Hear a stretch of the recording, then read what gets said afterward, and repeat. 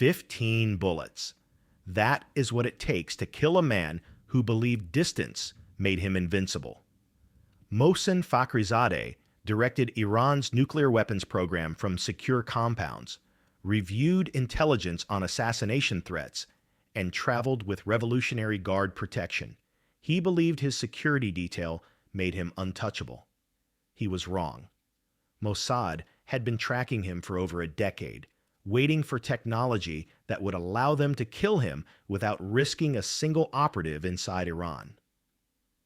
When he drove toward his villa outside Tehran on November 27, 2020, a modified machine gun was already aimed at the highway. The assassin sat thousands of miles away, finger on a trigger connected by satellite. Fakhrizadeh never saw the weapon that ended his life. The morning had begun like any other for the man who led Iran's most secretive scientific program. Mohsen Fakhrizadeh woke in his secure compound, performed his prayers, and prepared for what his security team hoped would be a quiet Friday. The house sat in a protected zone outside Tehran, its perimeter guarded by Revolutionary Guard personnel who understood that their primary responsibility was keeping this one man alive.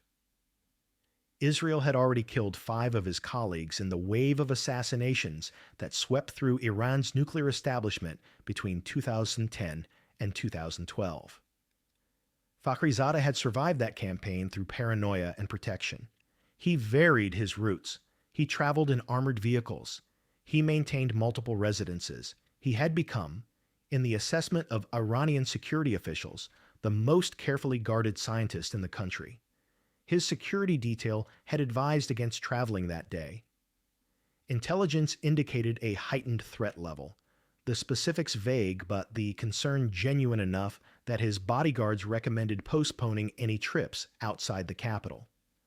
But Fakhrizadeh had an important meeting scheduled at his villa in Absard, a small city 40 kilometers east of Tehran in the Alborz mountain foothills. He also planned to lecture to students later that afternoon. According to his son's later account, Fakhrizadeh insisted on keeping his commitments. He refused to let threats dictate his schedule. He had promised to return to Tehran the same day. The convoy departed in the late morning. Fakhrizadeh sat in the second vehicle, a black sedan with bulletproof glass and reinforced doors. His wife accompanied him, as she often did when he traveled to the villa on weekends. Revolutionary Guard officers rode in escort vehicles ahead and behind, maintaining the protective envelope that had kept him safe for over a decade. They took the main highway toward Absard, a route Fakhrizadeh had driven countless times. The road passed through semi-urban areas before climbing into the mountains where wealthier Tehranis maintained weekend retreats. Friday traffic was light. The weather was clear. Nothing about the journey suggested danger. What Fakhrizadeh did not know was that a blue Nissan Zamyad pickup truck had been positioned 3 days earlier at a junction on the highway where drivers heading to Absard had to make a U-turn. The truck looked abandoned, one of thousands of aging vehicles that littered Iranian roadsides. No one paid attention to it. No one inspected it. Iranian security services had been watching for motorcycle assassins, for car bombs, for gunmen who might attack during the vulnerable moments when Fakhrizadeh entered or exited buildings. They had studied the methods used to kill Masoud Ali Mohammadi, Majid Shahriari, and the others. They believed they understood the threat. They did not understand this threat. Concealed inside the truck bed was a weapon system that weighed approximately 1 ton. A modified Belgian FN Maggie machine gun had been mounted on an advanced robotic apparatus, controlled by artificial intelligence and connected via satellite to an operator sitting in a command center thousands of miles away, no longer in Iran. The weapon had been smuggled into the country in small pieces over several months, then reassembled by Iranian agents working for Mossad. A camera provided visual confirmation. Explosives surrounded the entire system, ready to destroy all evidence after the operation concluded. As the convoy approached the junction, The weapon was already calibrated. The operator had taken his position. The trigger was ready. To understand why Israel had invested such extraordinary resources in eliminating this particular man, one must travel back decades to the Islamic Revolution that transformed Iran and created the conditions for Mohsen Fakhrizadeh to become the most dangerous scientist Israel had never managed to kill. He was born on March 21, 1961, in Qom, the holy city south of Tehran, where Shia clerics trained and where conservative religious values shaped every aspect of life. His family was devout, committed to the principles that would later fuel the revolution against the Shah. Young Mohsen grew up hearing denunciations of Western imperialism, of American interference in Iranian affairs, of the corruption that had infected the country under Mohammad Reza Pahlavi's rule. When revolution came in 1979, Fakhrizadeh was 18 years old, precisely the age when ideology burns brightest and when commitment to a cause can define an entire life. He joined the Islamic Revolutionary Guard Corps immediately, becoming part of the military force created to protect the new Islamic Republic from internal and external enemies. Unlike the regular Iranian army, which retained officers and structures from the Shah's era, the Revolutionary Guard was loyal only to the revolution and to the supreme leader. It would become the primary vehicle for Iran's regional ambitions and, eventually, for its nuclear weapons program. Fakhrizadeh possessed the discipline and intelligence that allowed him to rise quickly within the Revolutionary Guard while simultaneously pursuing advanced education. He attended Shahid Beheshti University in Tehran, one of the country's premier institutions, where he studied physics. The field suited both his intellectual abilities and the regime's strategic needs.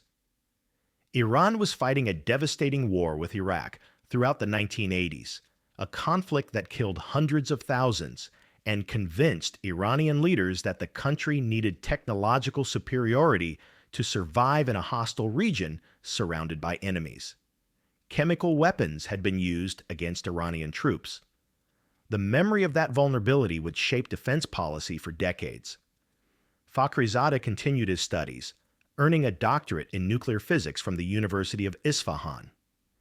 By 1991, he had secured a position as a physics professor at Imam Hossein University, an institution run by the Revolutionary Guard, specifically to train officers in technical and scientific fields. The position provided academic legitimacy while allowing him to work on projects that had nothing to do with educating undergraduates. What those projects were would not become clear to Western intelligence for more than a decade. Iran had maintained a civilian nuclear program since the Shah's era, building research reactors and training scientists in fields related to nuclear energy. The Islamic Republic insisted that this program was entirely peaceful, aimed at generating electricity and advancing scientific knowledge. But in the late 1980s and early 1990s, a parallel program began taking shape, one that had no peaceful purpose whatsoever. The program was called Ahmad, a name derived from the Farsi acronym for Physics Research Center. Mohsen Fakhrizadeh was appointed to lead it. Ahmad's mission was to design and develop nuclear weapons. The program operated in complete secrecy, its activities hidden from international inspectors and even from many officials within the Iranian government. Fakhrizadeh recruited scientists, established research facilities, and pursued the technical challenges involved in weaponizing nuclear material. The work required expertise in multiple disciplines, from metallurgy to high explosives to the physics of nuclear chain reactions. It required testing, experimentation, and coordination across numerous sites scattered throughout Iran. Documents later obtained by Israeli intelligence revealed that Ahmad researchers worked on uranium enrichment, warhead design, and delivery systems. They studied how to miniaturize a nuclear device to fit on a ballistic missile. They calculated blast effects and fallout patterns, They built everything except the fissile material itself, waiting for the day when Iran's centrifuges could produce weapons-grade uranium in sufficient quantities. The International Atomic Energy Agency had no idea AMAD existed. Iran's declarations to the IAEA described only the civilian program, the reactors and research facilities that operated under safeguards and inspections. Western intelligence services suspected that Iran was pursuing weapons, but they lacked concrete evidence of a structured military program. That changed in 2003 when the United States invaded Iraq. Iranian leaders, watching American forces overthrow Saddam Hussein with shocking speed, calculated that the same fate could befall them if the United States discovered proof of an active nuclear weapons program. The decision was made to shut down AMAD, or at least to shut down its most visible and vulnerable components. Facilities were closed, documents were archived, personnel were reassigned. When the IAEA finally learned about AMAD's existence years later and demanded access to sites and scientists, Iranian officials insisted that the program had been terminated in 2003 and that all weapons-related work had ceased. This was a lie. What had actually happened was that the work had been reorganized, made even more secretive, and placed under the direct control of Mohsen Fakhrizadeh. In 2011, he established the Organization of Defensive Innovation and Research, known by its Farsi acronym SPND. The organization nominally reported to the Ministry of Defense and was tasked with developing technologies to protect Iran from attack. In reality, SPND continued the weapons research that AMAD had begun. The same scientists who had worked on warhead design before 2003 now worked on warhead design under a different organizational structure. The same facilities that had tested high explosives for nuclear triggers continued testing high explosives for nuclear triggers. Fakhrizadeh simply moved the program into a bureaucratic space where it could operate with plausible deniability. When IAEA inspectors asked to interview him about his role in AMAD, Iranian officials refused, claiming that Fakhrizadeh was merely an academic with no involvement in military programs. His position at Imam Hossein University served as the perfect cover. Israel had been watching him since at least 2007. Mossad's Technical Intelligence Division had identified Fakhrizadeh as the central figure in Iran's nuclear weapons effort, the one individual whose knowledge and leadership were indispensable. When Prime Minister Benjamin Netanyahu delivered his famous presentation to the United Nations in 2018, holding up charts and documents obtained during a daring Mossad operation to steal Iran's nuclear archive from a warehouse in Tehran, one name appeared repeatedly in the intelligence materials: Mohsen Fakhrizadeh.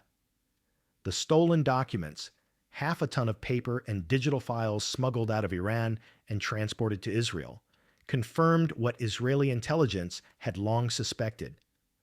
The weapons program had never stopped. It had merely changed names, and Fakhrizadeh remained at its center. The IAEA wanted desperately to question him. Their reports, carefully worded to avoid direct accusations, repeatedly noted that Iran had not provided access to key individuals who could clarify past weapons-related activities.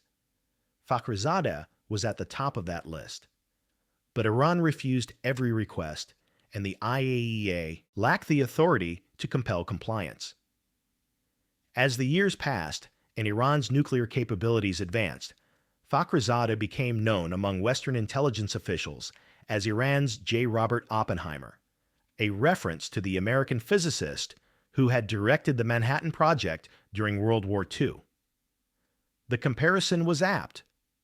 Like Oppenheimer, Fakhrizadeh possessed both the scientific brilliance to solve extraordinarily complex technical problems and the organizational skill to manage a large, compartmentalized research program. Unlike Oppenheimer, who later expressed moral qualms about the weapons he had created, Fakhrizadeh appeared to have no doubts about his mission. He believed deeply in the Islamic Republic. He believed that Iran needed nuclear weapons to deter its enemies. He believed that his work served a sacred purpose. He also believed that his security measures would keep him alive. The assassination campaign that had swept through Iran's nuclear establishment between 2010 and 2012 had killed 5 scientists, all of them colleagues or subordinates of Fakhrizadeh. Masoud Ali Mohammadi died when a remote-controlled bomb attached to a motorcycle exploded outside his home in January 2010. Majid Shahriari was killed in November 2010 when assassins on a motorcycle attached a magnetic bomb to his car as he drove through Tehran traffic. The same day, a similar attack targeted Fareydun Abbasi Davani, but he survived by leaping from his vehicle before the bomb detonated.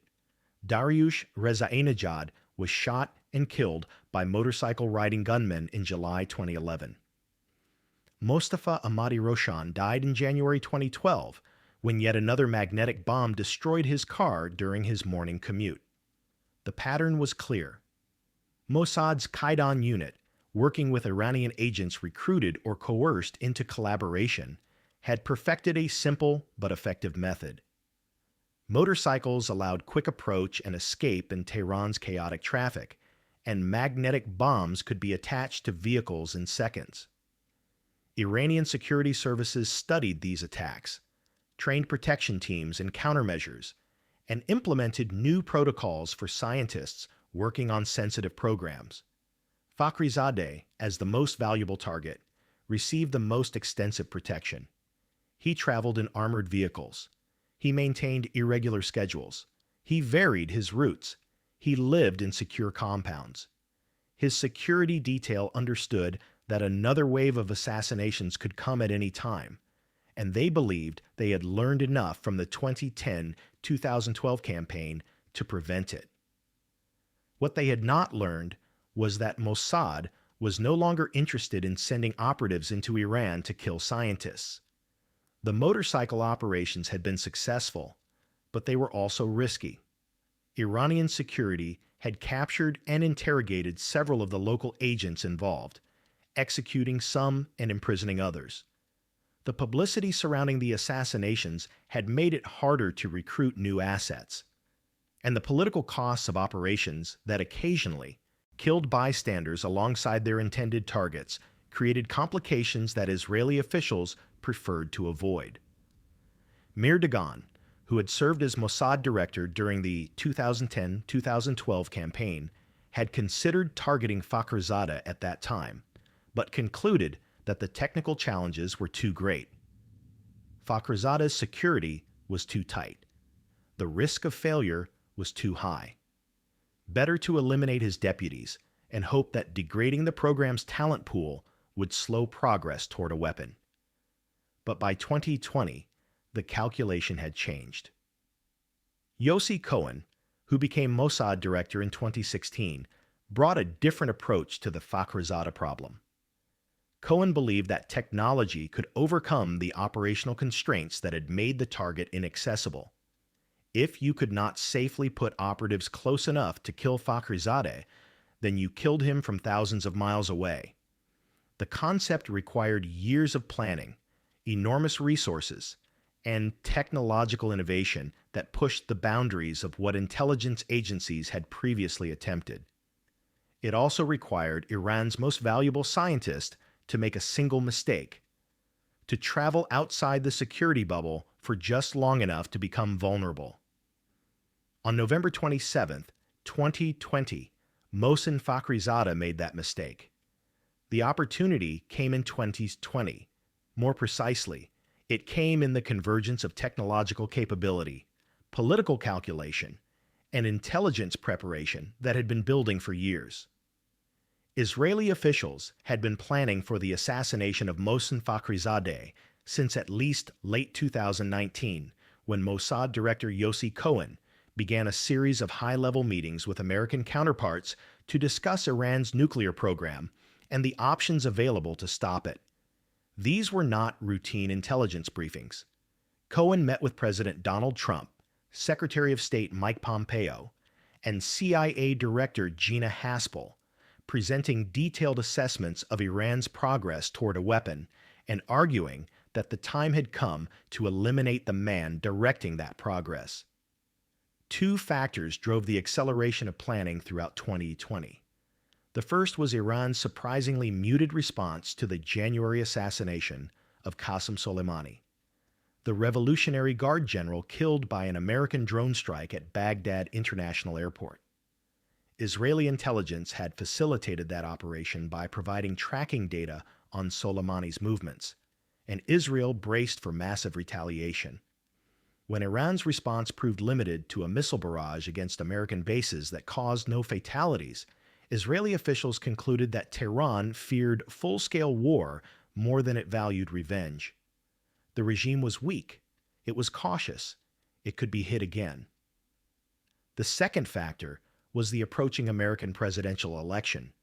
Trump had withdrawn the United States from the Iran nuclear deal in May 2018, reimposing sanctions and giving Israel a free hand to conduct operations that might otherwise have drawn American objections. But Joe Biden was leading in the polls, and Biden had promised to rejoin the agreement if elected.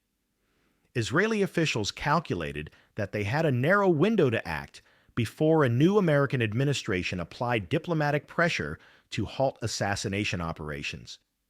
The weapon itself represented a remarkable fusion of existing technologies deployed in a configuration that no intelligence service had previously attempted. Israeli engineers started with a Belgian-made FN Maggie machine gun, a weapon that had been in service with militaries around the world since the 1950s. Reliable, powerful, and capable of sustained fire, the FN Mag was chosen for its ability to deliver lethal force at medium range with acceptable accuracy. But the gun itself was only one component of a system that weighed approximately 1 ton when fully assembled. The weapon was mounted on an advanced robotic apparatus that allowed for precision aiming and recoil compensation. Artificial intelligence software controlled the targeting using visual input from a high-resolution camera to identify and track the subject. A satellite communication link connected the entire system to a command center located thousands of miles away, outside Iranian territory, allowing a human operator to monitor the feed, make final targeting decisions, and fire the weapon remotely. Building the system was the easy part. Getting it into Iran was considerably harder. The weapon could not be smuggled as a single unit. Security at Iran's borders had been tightened after the 2018 archive theft, and any large piece of suspicious equipment would trigger immediate investigation. Instead, the system was broken down into small components that could pass inspection as ordinary commercial or industrial items. Over a period of several months in 2020, these pieces were smuggled into Iran through various routes, moved to safe houses, and gradually transported to a location where Iranian agents working for Mossad could reassemble them. These agents represented years of recruitment effort, cultivation, and operational security. Some were motivated by money, others by ideology. At least one had reportedly been compromised through blackmail. Their identities would become the subject of intense Iranian counterintelligence investigation after the operation, leading to arrests, show trials, and executions. The assembled weapon was installed in the bed of a blue Nissan Zamyad pickup truck, a common Iranian commercial vehicle that would attract no attention parked on a roadside. The truck itself was laden with explosives arranged to destroy the weapon system completely after the assassination, ensuring that no physical evidence would survive for Iranian investigators to analyze. On November 24, 2020, 3 days before Fakhrizade's planned trip to Absard, the truck was driven to a specific junction on the highway where traffic patterns forced drivers heading toward the mountain town to make a U-turn. The location had been selected after months of surveillance. It offered clear sight lines. It was far enough from populated areas to minimize the risk of witnesses. It allowed the weapon to engage a slow-moving target at close range. Iranian intelligence had an opportunity to prevent what was about to happen. According to Ali Shamkhani, Secretary of Iran's Supreme National Security Council, security agencies had received an intelligence report predicting the assassination attempt. The report specified both the intended target and the likely location. But the information was not acted upon with sufficient urgency, or perhaps it was dismissed as too vague to justify canceling Fakhrizade's travel plans. His security detail warned him about heightened threat levels on November 27th. He ignored the warnings. By the morning of the operation, the weapon system had been positioned for 3 days without discovery. The operator was in place at his remote station. The communication link was tested and confirmed operational. The targeting software had been calibrated. The only variable remaining was whether Fakhrizadeh would travel that day. When his convoy departed Tehran in the late morning, confirmation reached the command center. The assassination could proceed. What happened next took less than 1 minute. The convoy approached the junction at moderate speed, the lead vehicle passing the abandoned blue truck without incident. Fakhrizadeh's sedan followed seconds later. His wife sat beside him. Revolutionary Guard officers in the trailing vehicles maintained their protective formation, watching for motorcycles, for suspicious cars, for any of the threats their training had taught them to recognize. They did not recognize this threat. Inside the command center, thousands of miles away, the operator watched the camera feed. The targeting system had already identified Fakhrizadeh through facial recognition software that had been trained on hundreds of photographs obtained by Israeli intelligence. The operator, a skilled sniper, according to later reporting by the New York Times, calibrated the weapon sights, accounting for distance, wind, and the slight time delay inherent in satellite communication. He cocked the weapon. He touched the trigger lightly, preparing for the moment when the algorithm confirmed target acquisition and firing parameters. The machine gun opened fire as the convoy passed the junction. The first bullet struck Fakhrizadeh while he sat in the vehicle. The armored sedan's windows were designed to withstand small arms fire, but the sustained barrage from the modified FN mag found weak points in the protection. Glass shattered, metal deformed. At least 3 rounds penetrated the passenger compartment. Fakhrizadeh was hit in the chest and shoulder. His bodyguards shouted orders. The convoy stopped. Officers poured from the escort vehicles, weapons drawn, scanning for shooters they would never find. Fakhrizadeh, bleeding but conscious, believed he might survive. He opened the door and attempted to exit the vehicle, perhaps seeking cover or trying to assess the situation. It was the last decision he made. The remote operator, watching through the camera feed, adjusted aim and continued firing. The weapon tracked its target with mechanical precision. More rounds struck Fakhrizadeh as he moved. His wife, crouched in the vehicle, was not hit. The bodyguards could not locate the source of fire. They saw muzzle flashes from the direction of the blue truck, but no human figure, no motorcycles, no escape vehicle. The shooting continued for approximately 15 seconds before stopping. Fakhrizadeh collapsed on the pavement beside the vehicle. His security detail rushed to him, applying pressure to wounds, calling for medical evacuation. Blood spread across the highway. The man who had spent over a decade evading Israeli intelligence bled out 40 kilometers from Tehran while his bodyguards searched desperately for an assassin who was not there. 5 seconds after the shooting stopped, the blue Nissan truck detonated. The explosion destroyed the weapon system completely, leaving only scattered debris and scorched metal. The satellite link disconnected. The operator, already thousands of miles from Iran, logged out of the system. No extraction was needed. No Israeli operatives required escape routes. The assassination had been conducted without a single Mossad agent within Iranian borders. On the highway outside Absard, chaos erupted. Revolutionary Guard officers secured the perimeter while emergency responders attempted to save Fakhrizadeh. He was pronounced dead within minutes, his injuries too severe for any intervention. The convoy transported his body to a hospital in Tehran, where officials confirmed his identity and began the investigation into how Iran's most protected scientist had been killed on a highway in broad daylight. Iranian security forces recovered fragments of the weapons system from the destroyed truck. Among the debris, investigators found components bearing markings from Israeli military industry, according to Iranian state television reports.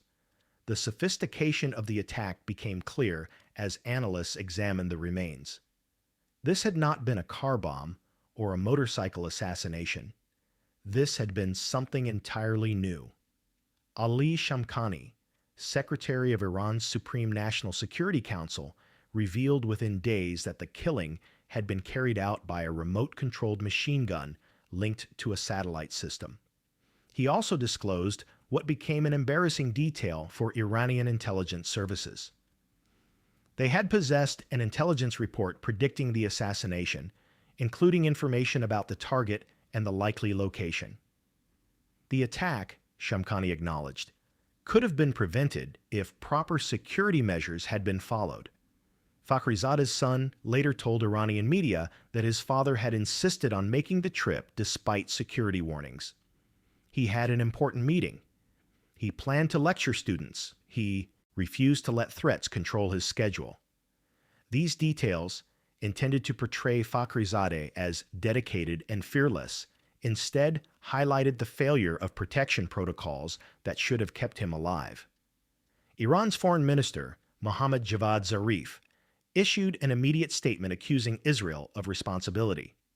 He tweeted that terrorists had murdered an eminent Iranian scientist, adding that the attack showed serious indications of Israeli involvement.